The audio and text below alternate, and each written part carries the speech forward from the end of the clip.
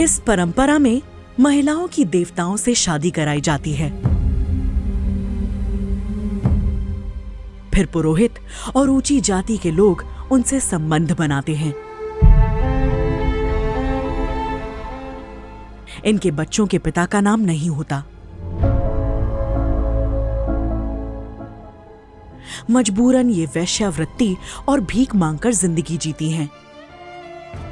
देखिए दैनिक भास्कर की खास सीरीज पंथ में।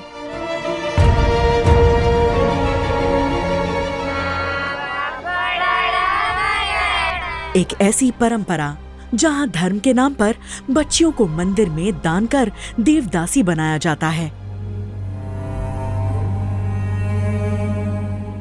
देवदासी प्रथा भले ही गैरकानूनी है, लेकिन दक्षिण भारत के कई राज्यों में आज भी ये प्रथा जारी है।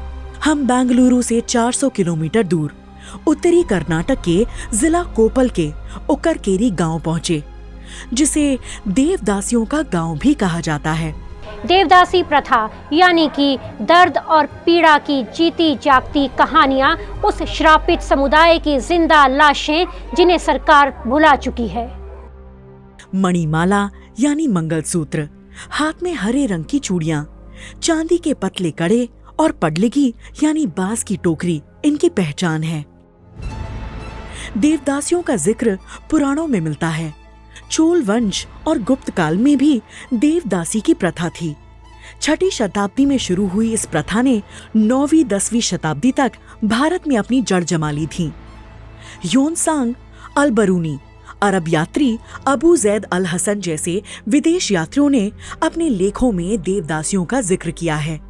शुरुआती दौर में देवदासियां मंदिर की देखभाल और गर्भगृह के बाहर बने मंडपों में नृत्य करती थीं। आगे चलकर ये प्रथा वेश्यावृत्ति में बदल गई। ऊंची जाति के मर्द हमारे साथ जब तक चाहें शारीरिक संबंध बनाते हैं। एक बार हम प्रेग्नेंट हुए कि दोबारा वो अपनी शक्ल नहीं दिखाते। हमारी किस्मत खराब है कि हम इसे शोषण भी नहीं कह सकते हैं। देवदासी महिलाएं शूद्र होती हैं। ऊंची जाति के लोग संकट आने का डर बताकर दलित परिवार की लड़कियों को देवदासी बनाते रहे हैं।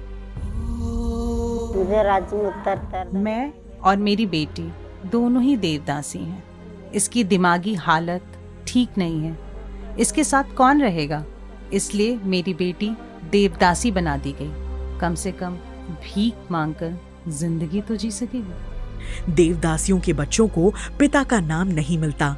ये केवल अपनी माँ के सहारे जिंदगी काटते हैं। बाप ये कौन बोलता, हमको नहीं देखने को नहीं है। किन बाप बोलते?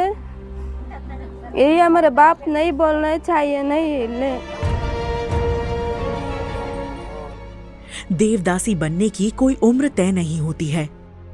देवदासी बनने के लिए कुछ रीति रिवाज निभाए जाते हैं। मंदिर में सबसे पहले काला कंबल बिछाकर लकड़ी पर बैठाया जाता है। फिर साड़ी, कंगन और चूड़ी पहनाई जाती है। उनके चारों तरफ बांस की टोकरी यानी पडलगी रखी जाती है। फिर 5 देवदासियां हुदो हुदो मंत्र का जाप करते हुए माथे पर आड़ा सिंदूर लगाकर मणिमाला यानी मंगलसूत्र पहनाती हैं, जिसके बाद 5 घरों से भीख मांगकर लानी होती है। इसके बाद वो देवदासी बन जाती है। देश भर में देवदासियों को कई नामों से पुकारा जाता है, जैसे उड़ीसा में महारी यानी महान नारी, कर्नाटक में राजा दासी जोक थी, महाराष्ट्र में मुरली और भाविन। वहीं स्थानीय देवियां यल्लमा, होलगेमा और होसुरमा के नाम पर दलित महिलाओं को देवदासी बनाया जाता है। यह तीनों देवियां बहन हैं, जिनके मंदिरों में आज भी देवदासियां मौजूद हैं। तो इनका कहना है बसम्मा का कि ये अभी 3 साल पहले देवदासी बनी है। तो बसम्मा की जो बात है वो सरकार के दावों की पूरी तरह से पोल खोल रही है। कर्नाटक सरकार ने 1982 में इस प्रथा पर रोक लगा दी थी, लेकिन आज भी कर्नाटक में लगभग 70,000 से ज्यादा देवदासियां मौजूद हैं।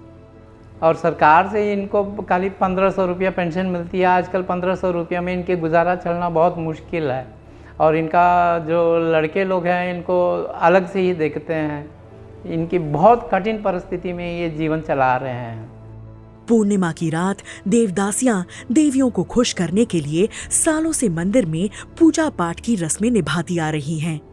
गोद में बच्चे लिए लोगों की खुशियों की दुआएं देती ये देवदासियां खुद के जीवन में खुशियों से दूर हैं।